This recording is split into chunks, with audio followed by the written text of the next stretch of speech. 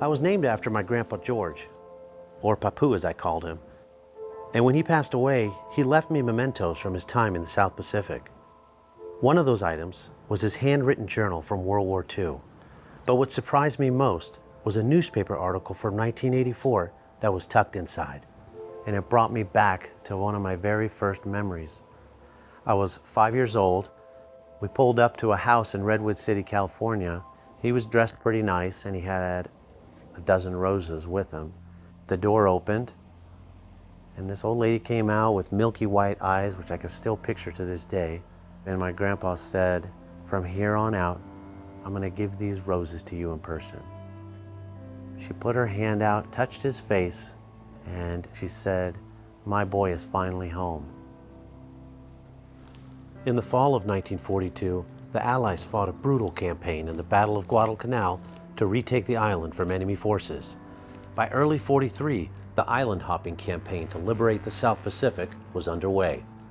The U.S. Navy would send Air Group 11 to fly combat operations from Henderson Field in a joint command of Allied air units, which included U.S. Marines and Army Air Forces, as well as the Royal New Zealand Air Force. By the summer of 1943, the air battle across the Solomons would find success, but at a very high cost. It was during this time at Guadalcanal, a transport plane had landed and was willing to take quite a few men to go on rest and relaxation to Australia, take a break from the action. Out of the whole air group, there's 4 squadrons. The first squadron that got there that morning was Scouting Squadron. They all got to the plane, they were all ready to go, and 2 of the guys from their squadron weren't there, were running late. So they felt bad, like we're all gonna go to Australia, have a great time, and leave 2 of the guys that are probably exhausted from their combat mission the night before. And they weren't gonna leave as a whole squadron unless everyone was there. Don't get me wrong, they were probably pretty pissed off. So they got off the plane, and then the next squadron that was there was Torpedo Squadron 11. They filled it up, and my grandpa and Barney Robinson were the last 2 to board, and there was only 1 spot left. And they figured, well, everyone's here, let's flip for it. They flipped a coin toss. My grandpa lost it. So his buddy, Barney Robinson, got to go on.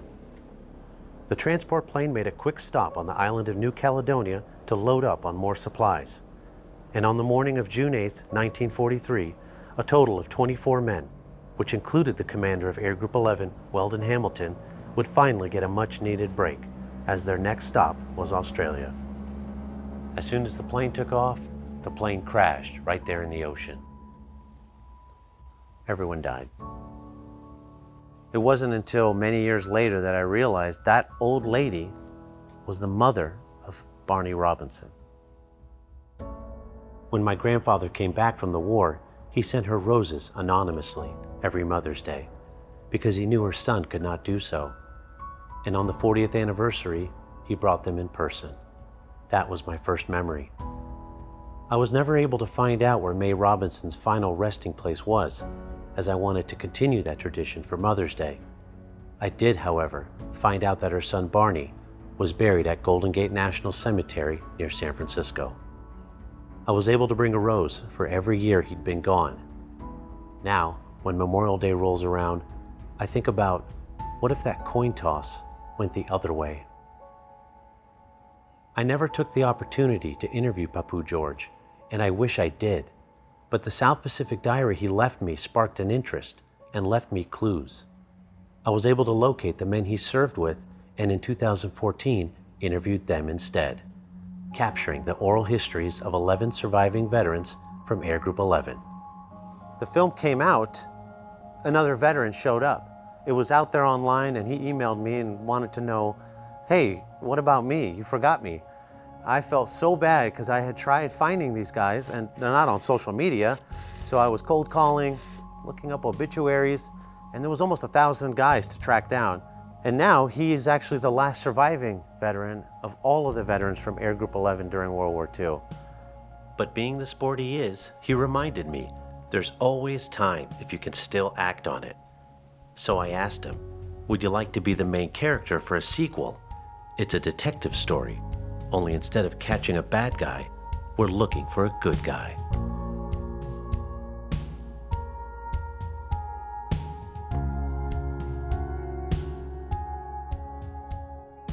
I was a aerial gunner on an SPD dive bomber. I understand that I'm the last member of Air Group 11 that served during the war.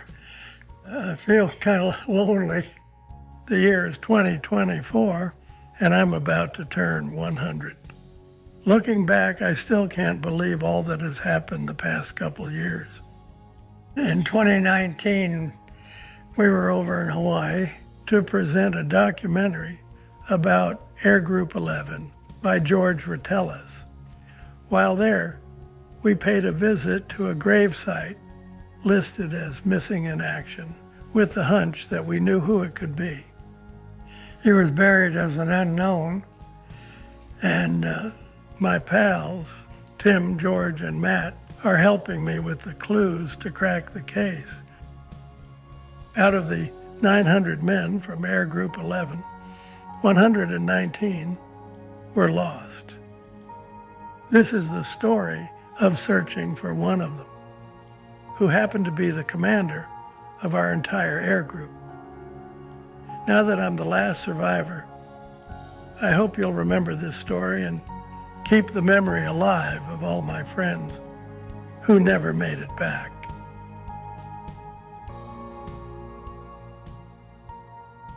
Our first stop is the National Cemetery here in Honolulu, also known as the Punch Bowl. We're paying a visit to an unknown grave that we believe to be the final resting place of Frederick Schrader, who was shot down over Formosa and went missing in action. The Punch Bowl is home to many fallen service members whose remains were recovered throughout the battlefields of the Pacific Theater. The recovery and forensic investigation of so many casualties across so many islands was daunting. Each unknown was assigned a number engraved on the headstone. It would reference a case file that held any forensic details of the recovery before the remains were brought to U.S. soil here in Hawaii. This effort was to preserve the hope that someday more information would come to light for them to be identified. Air Group 11 would lose a total of 3 air group commanders during the war, and all were graduates of the United States Naval Academy. The first one lost was Weldon Hamilton. He was on that flight that I almost got on, as well as George's grandfather, who missed it with that coin toss. The next air group commander was George Mac McCutcheon. During a carrier training exercise in Hawaii with Air Group 11, Mac was landing on a carrier and came in too high and missed the wire. The plane hit the island superstructure with its right wing and lost control. His Hellcat dropped into the elevator and cartwheeled over the side. The Hellcat sank instantly. Mac was never seen again and declared missing. The replacement for McCutcheon was none other than Frederick Schrader. He would leave behind a wife and 2 little girls and the teddy bears he gifted them. They would become what's called a Gold Star family, one that experiences the loss of a close loved one who died during active duty. When it comes to Hawaii, I know a lot of people go there to get a vacation, but from someone of his generation, it has different meaning with December 7th, 1941 and the attack that happened there. Our next stop is the USS Arizona Memorial, and it brings back a lot of feelings. When I heard about the attack on Pearl Harbor, I was a senior at Shasta High School in California. I was still 17, but got permission to enlist and left high school early. I was sworn into the Navy on February 28, 1942. Our high school principal made an arrangement for all of us boys that wanted to enlist, and we were still able to graduate with our diplomas. Being here today was special, and the ceremony was healing. The chaplain gave a wonderful eulogy filled with heart and remembrance. The National Park Service had flown several flags over the memorial. I was greatly honored when they gave me one to keep.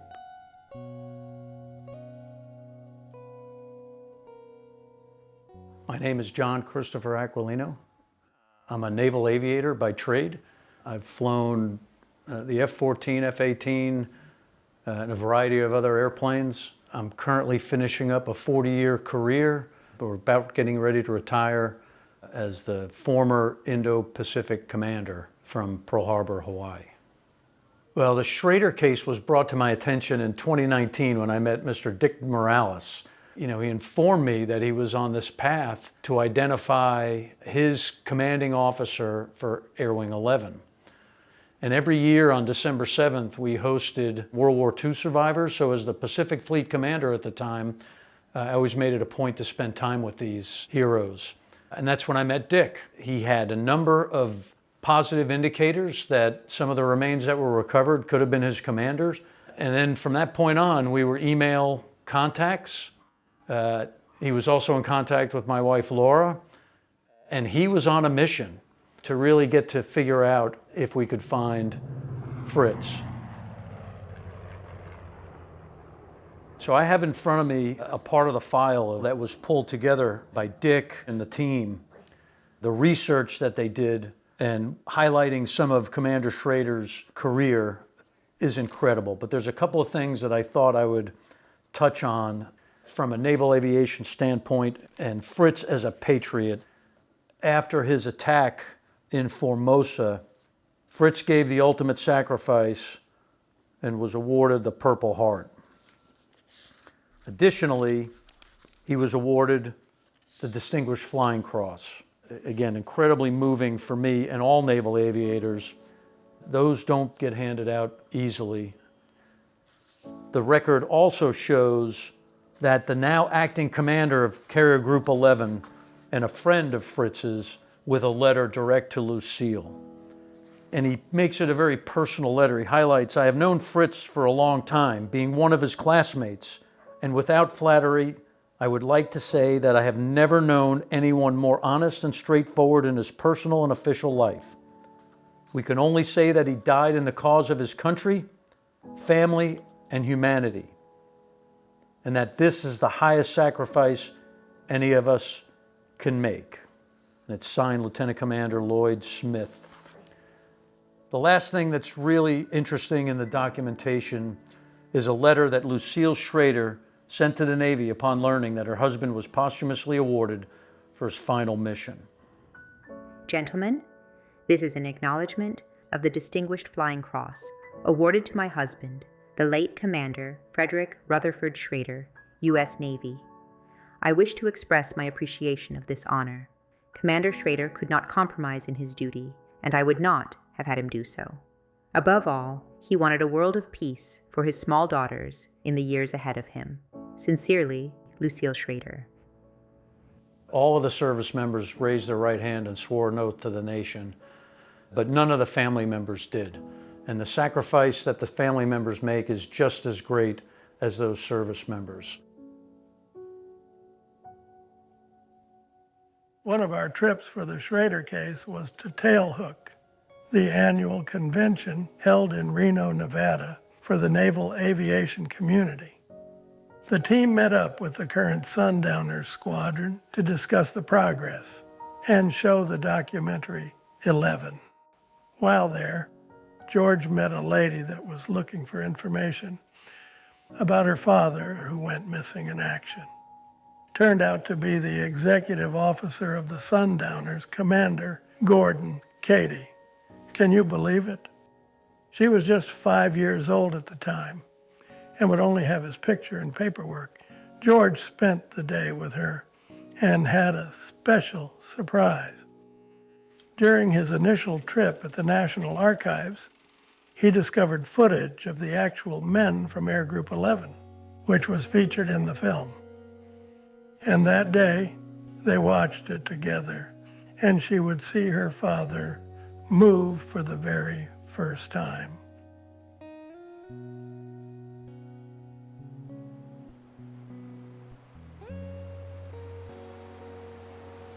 There was a very special place in Maui that is still there today. It was known to all the naval aviators as Erawan, which is nowhere, spelled backwards. This mansion was owned by a very special person. Her name was Alexa von Tempsky-Zabriskie.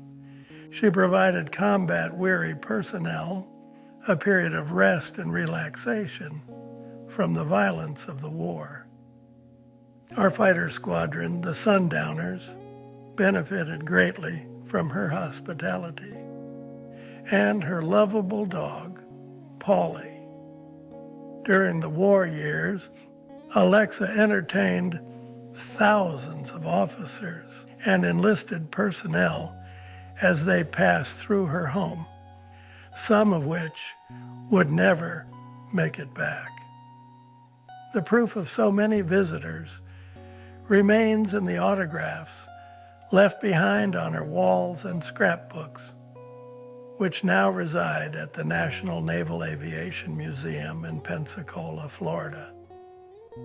When the war ended, we all wished to put it behind us. But for those that visited Erawan, one name always brought a smile, no matter how many years went by: Alexa von Tempsky-Zabriskie.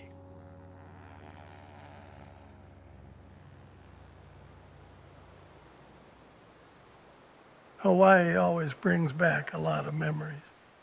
During the war, there were only 2 hotels that officers and enlisted men could stay at. One was the Moana, and the other a bright pink one called the Royal Hawaiian. Being back here reminds me of all my friends during that time of my life. Lots of great memories, that's for sure. Exploring Hawaii through the eyes of a World War II veteran is really special. I can only imagine what it felt like for all those men during that time when they were fighting in the Pacific and would go back to Hawaii to reset, regroup, before they went back out into the fight.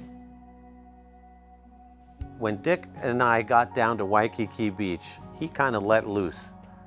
He had lots of energy and kind of wore me out. Let's just say we had a lot of fun that night. George even let me take over his Instagram, had me answering all sorts of questions, which I enjoyed. Since we're strolling down memory lane, I wanted to swing by the control tower here on Ford Island. Haven't been back since our training in 1942. One time we were coming in for a landing when the right wheel collapsed. We slid down the runway until the wing hit a light fixture and flipped us upside down. I was in that rear seat. We made it out okay, but it was the first time I was thankful to not have been a tall guy.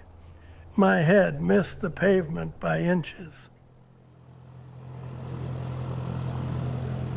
At Guadalcanal, Air Group 11 flew with the Wildcat as their fighter aircraft, and their insignia was nicknamed the Sundowners, with a pair of Grumman F-4F Wildcats shooting down the rising sun.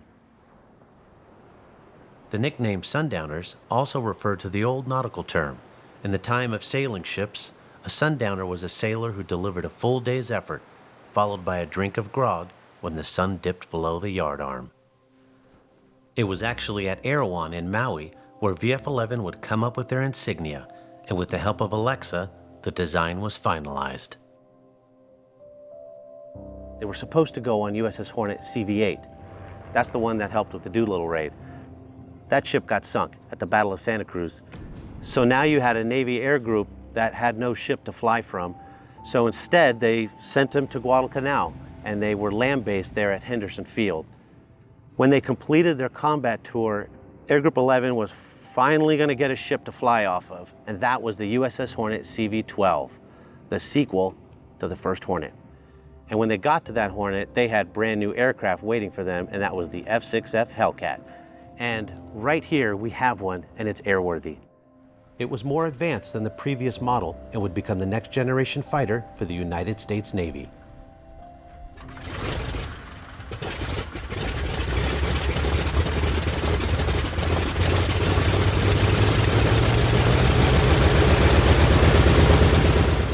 One of the clues that we knew is that when Commander Schrader took his last flight off the USS Hornet, the aircraft assigned to him was a Sundowners fighter plane. And the F-6F Hellcat that he flew, looking at the deck logs, was the number 8 aircraft. And what we have is a silk map that naval aviators would carry. And it was silk because if a pilot had to ditch in the water, the map wouldn't fall apart. Located just north of the Philippines would be the island of Formosa, a Japanese colony at the time and a forward operating base. In October of '44, Schrader and his wingman John Sims would fly from the Hornet on a mission to attack an enemy base at Takao.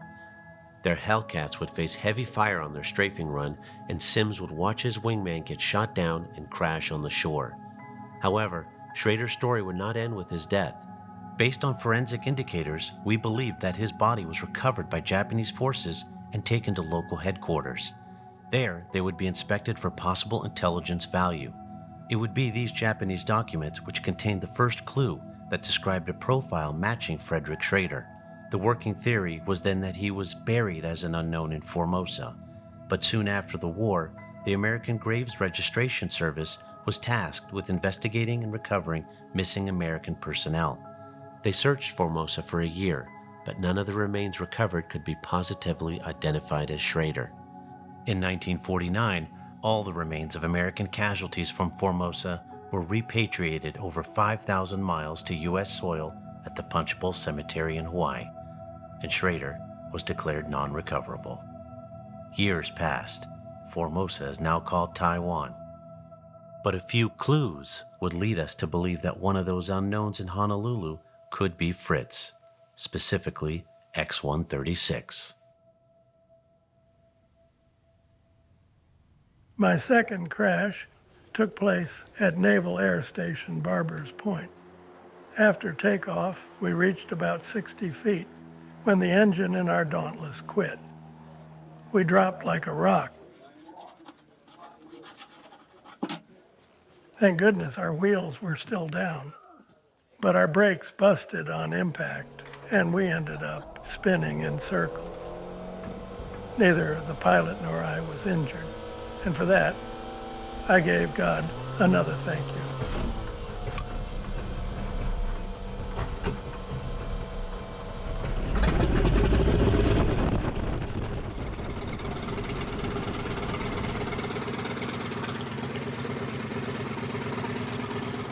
It's been about, I'd say about 80 years since I was back up in one of these.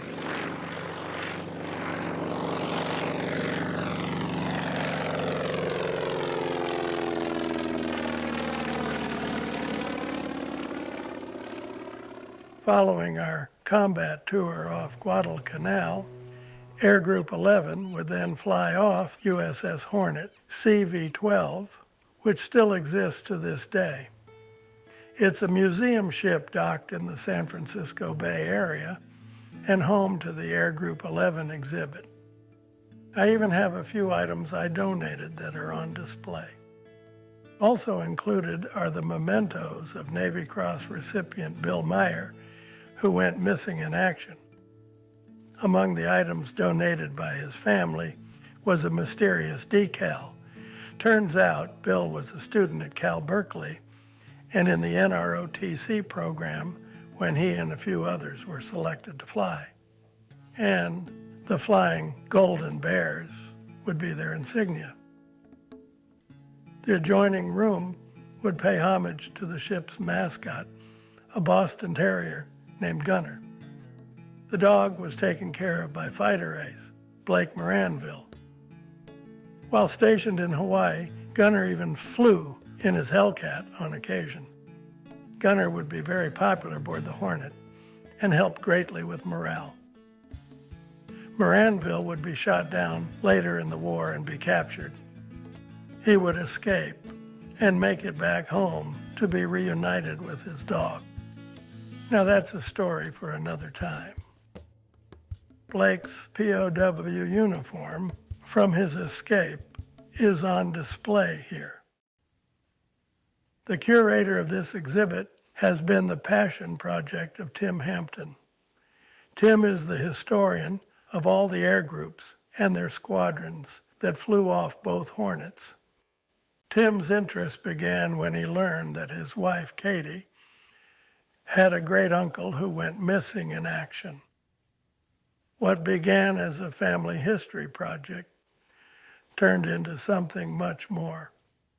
Claude Haley was unfortunately never found, but through Tim's dogged investigation, he helped preserve a history that I was worried would be lost. Here in the hangar bay, they have one of our torpedo bombers, the Avenger. The same type of aircraft that George Retelas' grandfather would work on at Guadalcanal. The heat and humidity in the Solomons was something else, but you could always find Retelas enjoying that sunshine. Looked like a golden Greek statue. Life on the island when we weren't flying had its challenges. After a couple months of eating Spam and powdered eggs, we planned a heist to raid the food storage area. We had heard there were canned peaches. The idea of a delicious fruit cocktail immediately lifted our spirits. That night, we sent one of our guys down in front of the wire enclosure that was guarded by Marines. He fired shots up in the air with a submachine gun, which brought all the Marines out front. Two of us cut the barbed wire around back, and the rest of us snuck in undetected. We liberated 12 cases of rations and hightailed it back to our area. The suspense in our tent that night was memorable as we opened case after case of lard.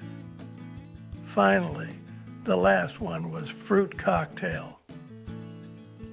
What we went through during that time wasn't all peaches, but the bonds that were made would last a lifetime. One of those wartime friendships would be between Claude Haley and Retelas, one that ended up sparking a new friendship 2 generations later and create a documentary that would capture the oral history of those bonds. Claude Haley's Avenger, along with his crew, would be shot down toward the end of the war. Their aircraft would be lost over the open Pacific with no chance of ever being recovered. It's been a second chance for Tim Hampton to work on the Schrader case, not only to honor the memory of Claude Haley, but for his crew that was lost as well.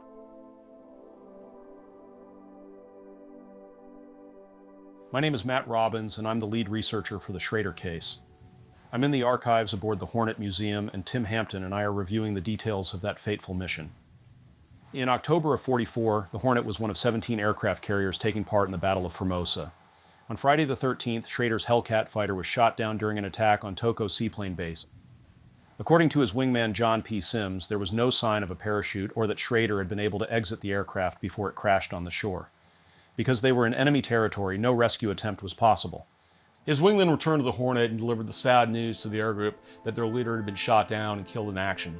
Shortly thereafter, Commander Schrader's wingman, the only American eyewitness to this incident, was also killed in action.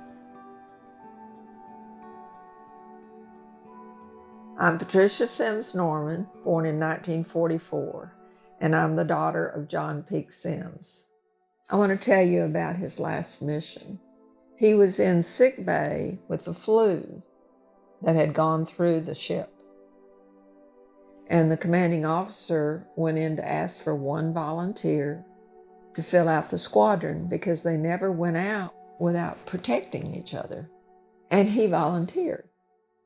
And on that mission, he passed out, we think, went straight up and out of sight, and his plane has never been recovered. So we don't know where he is, where his body is. He passed on January the 7th, 1945. So I was around 6 months old when he passed. My parents met in high school in 1937 in Mineola, which is a small town in East Texas. My dad gave her the nickname Yankee because she was from Minnesota. After my dad's first year in college, he volunteered to go into the Navy. He played football for the Navy against the University of Georgia and other southern universities before completing his training. In September of 1943, he returned to Mineola to marry my mom.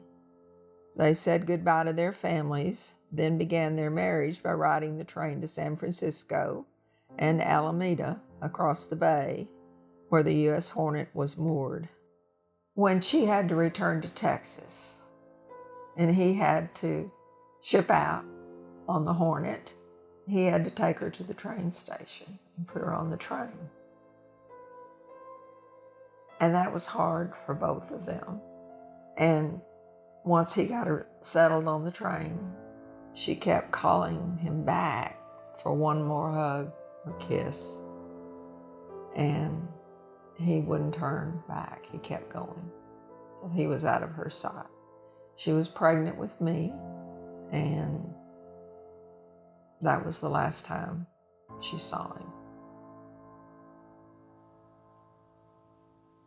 This would be the first time Patricia would step aboard the Hornet and visit the exhibit that honors her father's memory. This ship would be the last place he took his final steps before taking off in his Hellcat. So many never made it back. And for families like the Sims, the sacrifice lasts a lifetime. This ship is a memorial. It means so much to me to be able to come here and view all these things. This is exactly what my dad would have worn on his last flight. The entire Sundowners squadron pooled together money and sent it to my mom. And she bought a piano for me to start taking piano lessons when I was about 7. I'll always be thankful to those guys who were so thoughtful, who must have cared a lot for my dad. They gave me the gift of music, and I still play to this day.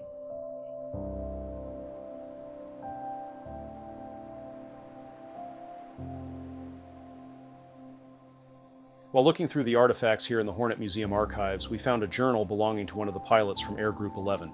The entry is from the night before Schrader's final flight. Ed Wilson wrote, "Commander Schrader told me, quote, 'Today is my eldest daughter's birthday, and I'm going out to get her a good present.' The following day he wrote, quote, 'Commander Schrader, our Air Group commander, was seen to go in.' Tough, as he was a pretty good gent." My interest in the Schrader case began much like Tim Hampton's. I was conducting research on a relative of mine who was also missing in action over Formosa. The trail went cold for my family research, but in the process I stumbled across documents for a different naval aviator. It detailed a report of a Hellcat fighter plane that was shot down over Toko Seaplane Base on October 13, 1944. Additionally, this file included eyewitness accounts from Japanese servicemen and civilians that witnessed the crash and later recovered the deceased airman's body. These testimonials, which were given the day after the crash, mention a partial ID card taken off the body, indicating this person attended the Naval Academy, the date of the crash in this region, along with the type of aircraft, and the clue they attended the Naval Academy, narrowed down our identification to just a handful. Sadly, due to the staggering number of casualties during World War II and the limits of technology at the time to cross-reference files, American investigators were unable to positively identify the remains. In order to prove the theory that the unknown service member buried in Hawaii was Commander Schrader, I would need to find other interested parties to assist in the effort. It was around this time that I watched the 2014 documentary 11 about Commander Schrader's wartime unit, and I just knew that the filmmakers would be supportive of this effort. I reached out to them and we combined our research to strengthen the case and work with the last survivor of Air Group 11, who made this endeavor his final mission. Our next effort would be the search for a living family member. A close descendant could provide the DNA for the Defense POWMIA accounting agency, a necessary requirement in order to positively verify the identity. Now all we had to do was find them. DPAA is a world-class outfit, and I'm thankful to know that such an organization exists. DNA analysis is actually a relatively new identification tool when you think about in terms of who we're looking for. So DNA for us comes around in the mid-90s. If you think about missing service members from, in this instance, World War II, they don't have DNA samples on file like current day service members do, right? When we come in through our processing station and they take a DNA sample, that didn't exist back then. So what we work against is called a family reference sample. We partner with the Armed Forces Medical Examiner System. They're located at Dover, and they both do current day conflict and past conflict DNA analysis. So we'll take the sample here, but it goes to them, and they compare and do the analysis with the family reference samples that they get through the Service Casualty Office. The feeling that it gives us to know that if we go missing, they're going to come looking for us, and that's an incredible feeling. DPAA works extensively with our family members of the missing to tell the story of the Defense POWMIA accounting agency and its mission, but more importantly, to tell the missing stories so that we don't forget our missing service members. Well, there's no other organization that I've ever seen like DPAA. They have been bringing home service members' remains, identifying them and repatriating them to their families now for decades. And in this case, all the way back from World War II. They do that not only for the US service members, but for our partners and friends. I presided over a ceremony where DPAA presented President Moon from the Republic of Korea 128 remains of our South Korean allies from the Korean War that were brought home to their families as well. So DPAA is a unique organization, not very well known, but incredibly important, and our commitment to return all of our fallen heroes home. The search for Schrader is like a bunch of puzzle pieces. And what I want to do right now is put them together so you can see how we got to where we're at this moment. First thing we did is we filed a Freedom of Information Act request to his old school, the Naval Academy, when he was a student there in the 1930s. On a hunch, we figured enough time had passed that they might release his information. And they did. And when we got that file, it had his report card, he was a pretty good student, but it also had a physical, which he took to see if he was cleared to fly. The details show that he was 6'3", had a size 13 shoe. Now just those two things alone, you're a little bit on the larger side. Most guys at that time that were aviators ran on the smaller side, like Dick Morales. No dig on Dick. But the cool part was, inside this file was a dental chart. We'll come back to more on those dental charts. But first, I want to show you this.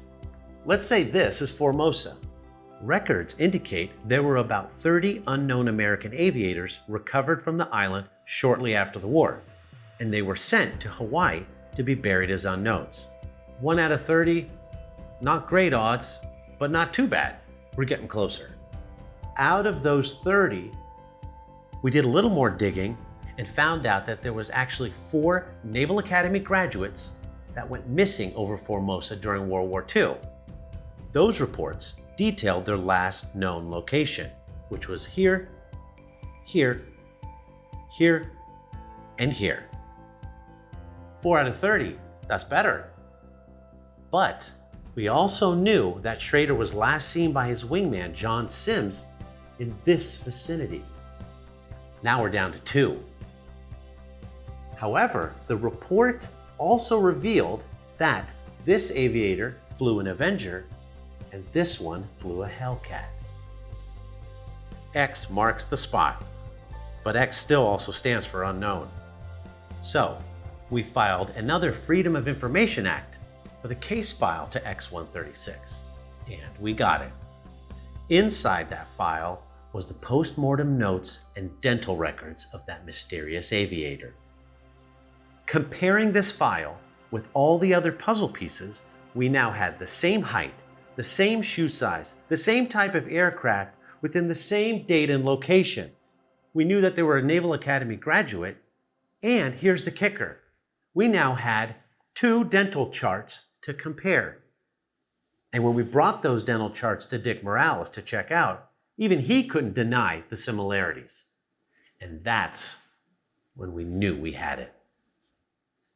The only hang-up was we still couldn't find a descendant of Frederick Schrader. While the search continued, time was running out, and I really wanted to see this through.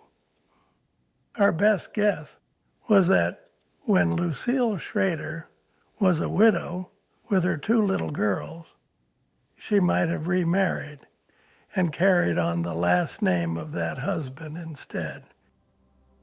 One place that might reveal more backstory on Fritz was the United States Naval Academy. Born on March 12, 1913, Frederick Schrader grew up in Lawrenceville, Illinois, where he met a young girl named Lucille. Following high school, he would attend the United States Naval Academy here in Annapolis and pick up the nickname Fritz. As a student athlete, he was a member of the rowing crew, played football, and also boxed. According to the Academy's 1935 yearbook, quote, "With the fairer sex, he gets along fine, but his real attraction is back home in Illinois." He would propose to Lucille with a replica of his class ring, serving as the engagement ring. By all accounts, he was the exemplary midshipman. He's the guy that we all would aspire to be. After graduating at the top of his class at the Naval Academy in 1935, Frederick Schrader went to sea on a battleship. Then he volunteered to do Navy flight training, followed by serving in a series of squadrons from seaplanes to fighter aircraft. When World War II broke out, he found himself in a series of rapid promotions. It was in the summer of 1944 that he was selected at the ripe age of 31 to command his own carrier air group, which I believe put him in one of the youngest men to hold that category. You can imagine my delight when the team discovered a 2013 alumni that shared an unbelievable connection to Fritz.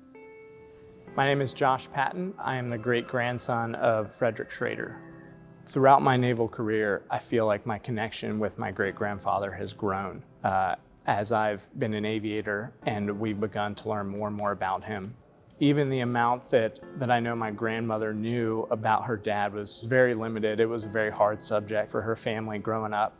And as I was coming to the Naval Academy, that kind of started a flame of her and her sister trying to find out more information. And so as I was here and we were able to start finding out little bits and pieces, it's basically as my naval career has progressed, I've been able to learn more and more and more.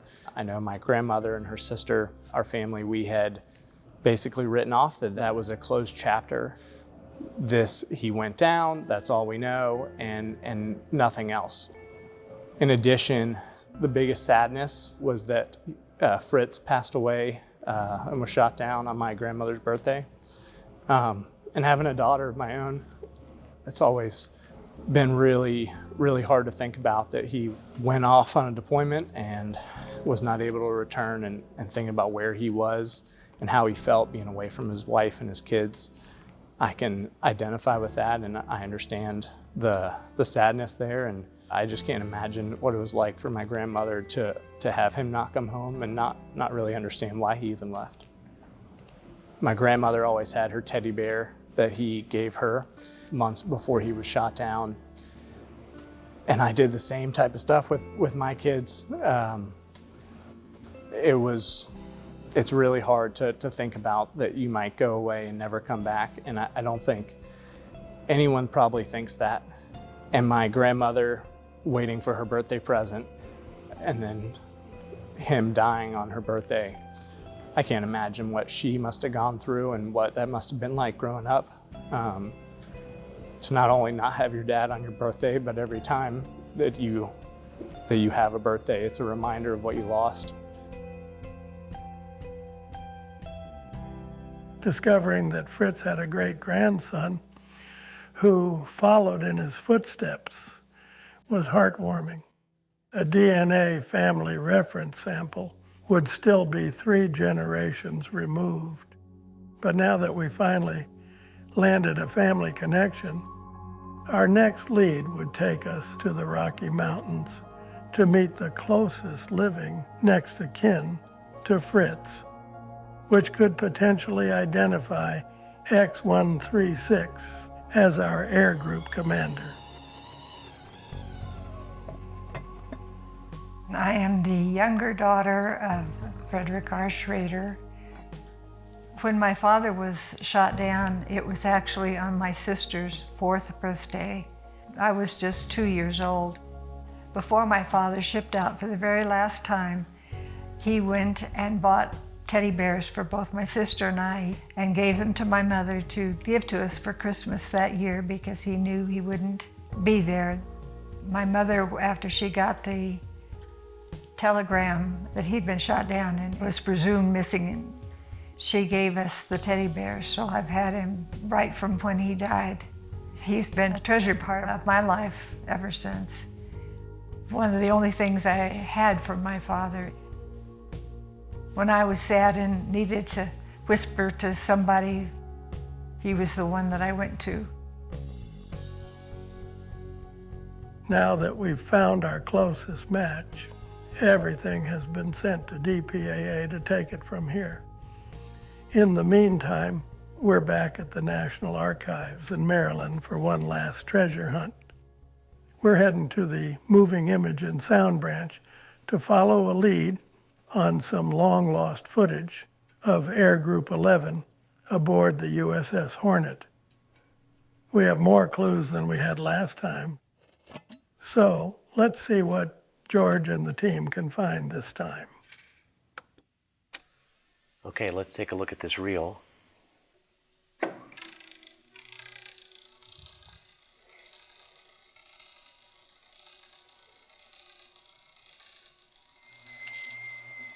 Let's see. This is October of '44 on the Hornet. And there is a ton of F-6F Hellcats. And we're looking for plane number 8. Wow. To have the opportunity to go through footage like this that's been well preserved, all the way beginning from the Navy photographers that were there that day, filming it, documenting it, to the preservation, to 80 years later. I get to spool it on this preview machine here and time travel. This is either October 12th, 13th, or 14th. We know Schrader's last flight was on the 13th. This can't be the 12th because plane number 8 didn't fly that day. And it wasn't the day after because it never returned. Pretty confident. This is Frederick Schrader, commander of Air Group 11, leading a strike on their way to Formosa, which is now Taiwan. And here we go. You can see the Sundowner's insignia. That's the number 8 aircraft. This falls within the date. And you can see that that naval aviator in the cockpit there is pretty tall. And Commander Schrader was a pretty tall guy. He would have to duck his head before that canopy slides over. This has to be him. The film cuts out right after this.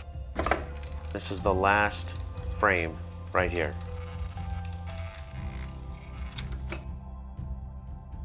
Commander Schrader. Last flight, last frame, and the last Sundowner to come back home.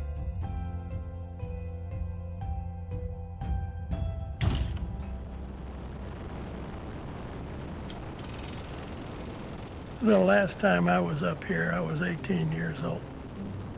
I'm almost 100. I might as well tell you about my third crash landing. It was June 5th, 1943. The mission that morning was a 600-mile round trip in our Dauntless. Our target was to hit enemy ships and airfields in the area for the first daylight raid on Bougainville. As we began our dive, things went from bad to worse. Sitting backwards in that plane, I could see the tracer fire from below just miss us. So I poked my head around to get a forward view. That's when a glob of our engine oil hit my face. One of the enemy ships below us had hit our engine. It was smoking, but we were still flying. My pilot, J.C. Hogue, brought us down to 100 feet over the water just in case. Suddenly, 2 Zeros dove in on us and put several rounds through our tail and windshield.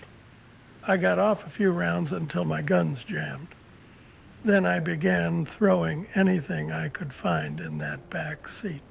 I took out the signal lamp. It was pretty bulky, so I threw it, hoping to hit the pilot or take out the propeller. No luck. The enemy fighters came around for another pass when a couple of guardian angels arrived from above. F-4U Corsairs dove in, shooing the Zeros off our 6. With the coast clear, we reached a friendly island and our engine finally seized up. J.C. Hogue did a wheels-up belly flop on the beach as we slid parallel to the shore. We climbed out of our bullet-ridden Dauntless, not a scratch on us. I did, however, have a face full of oil.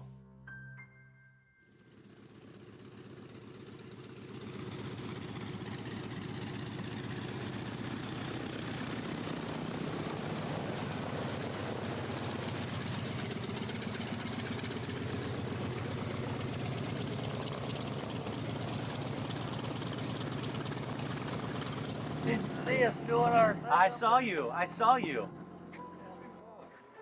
I'm okay, that's the last steps. I'm not deceiving. Okay. Oh, man. That was fun. Kind of reminded me of the old days.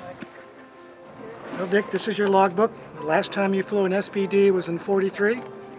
And your last pilot name, as I remember, was Lieutenant J.G. Hogue. Right. Well, I'm Lieutenant Haig. That's great. All right, so let's put it in here and we'll put a new date. Do you want to do a new year in there? Yeah. Okay, so this is 2022. And I understand we have to put this as a code. What was the code? We were thinking special. I think so, special too. Yeah. So we'll call that Z. And we'll put Lieutenant Haig. Oh, been there.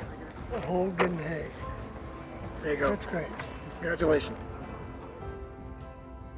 Never thought I would get to do that again. What a treat. Right after his legacy flight, Dick said something about one of his missions. My pilot and I were going on a strike and we were approaching a ship and we hit it.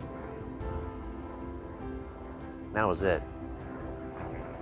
That night we talked more about it and found out that his pilot and him were the first ones in their Dauntless to go and make a strike on this particular ship, and it sunk. The more I looked into his combat service, I realized that Dick never received any awards for his aerial flight during World War II. I wrote to the Secretary of the Navy and kindly asked if he could please look into the matter. And we're happy to report that after 81 years and 3 days shy of his 100th birthday, the Navy honored him at the state capitol in Sacramento with quite a present. President of the United States takes pleasure in presenting the Distinguished Flying Cross with 3 gold stars in lieu of the 4th award to Aviation Radioman 2nd Class Richard E. Morales, United States Navy Service. I truly feel that I didn't do anything different than my squadron mates. But being the last one, I accept these for all of those that didn't make it back.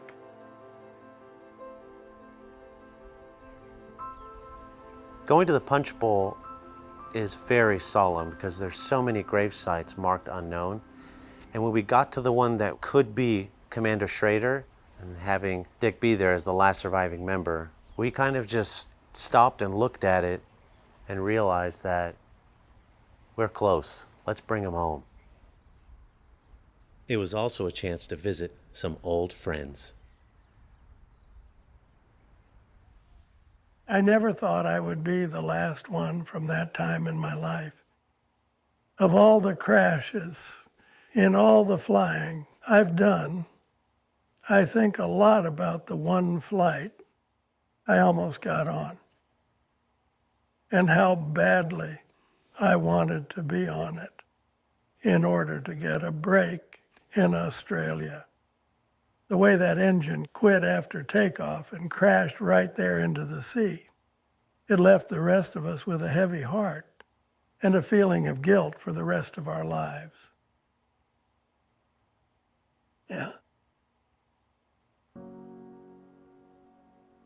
All these years later, I just hope I did some good in some small way. With our forensic case file submitted to DPAA, along with the DNA reference sample provided by Schrader's daughter, the results were in. We did it.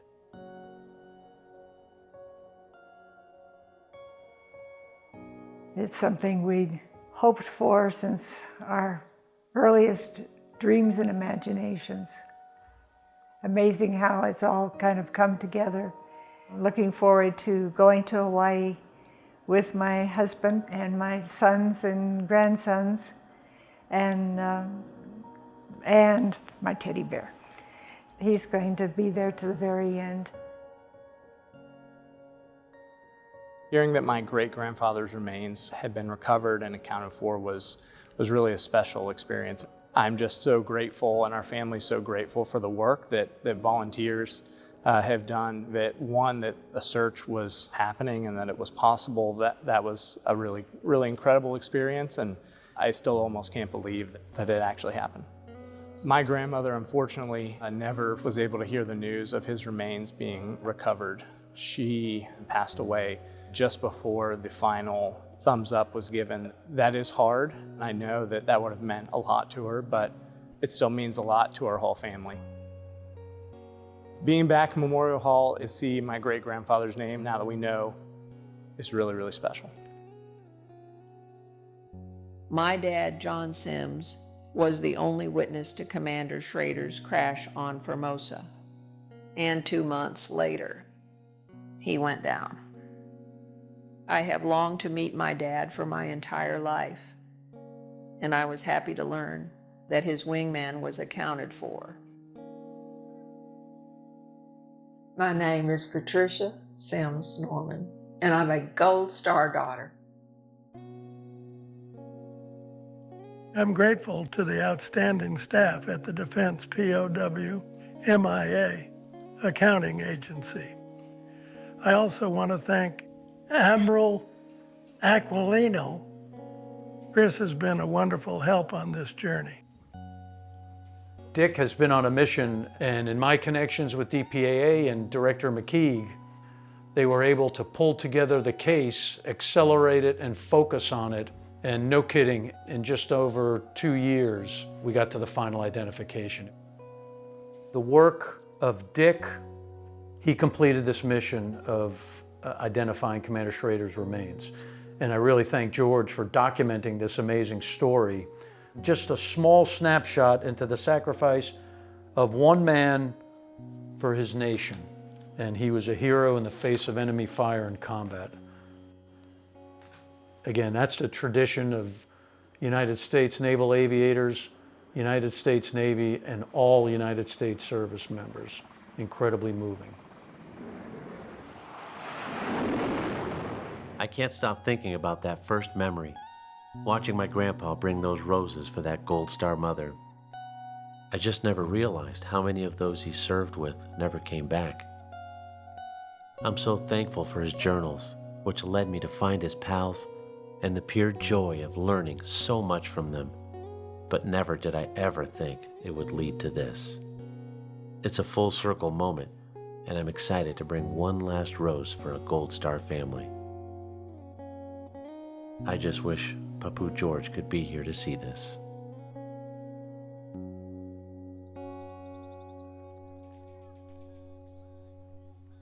The boys are meeting up with Schrader's family at my old hangout spot. At my age, I've gotten used to losing friends, but it's a wonderful surprise to know that you can still make new ones. It's been quite an adventure, and everyone's looking forward to the big day, including a very special teddy bear. Our World War II families have waited upwards of 80 plus years. But I think what's really inspiring for us is that level of hope that they've had and the hope that they share with us. Like having a visit like today, and now they have been answered. They'll have a place to go. This becomes your family. This becomes your missing family members. When you get to meet the families and you get to be a part of the interment and the funeral and the honors, that's your family. And that's what the service is, right? It's a family. It's something bigger than yourself.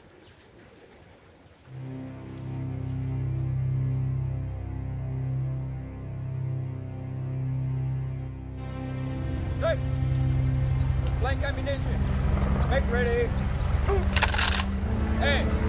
Five. Ready. Hey. Five. Ready. Hey. Five. Reset. Up.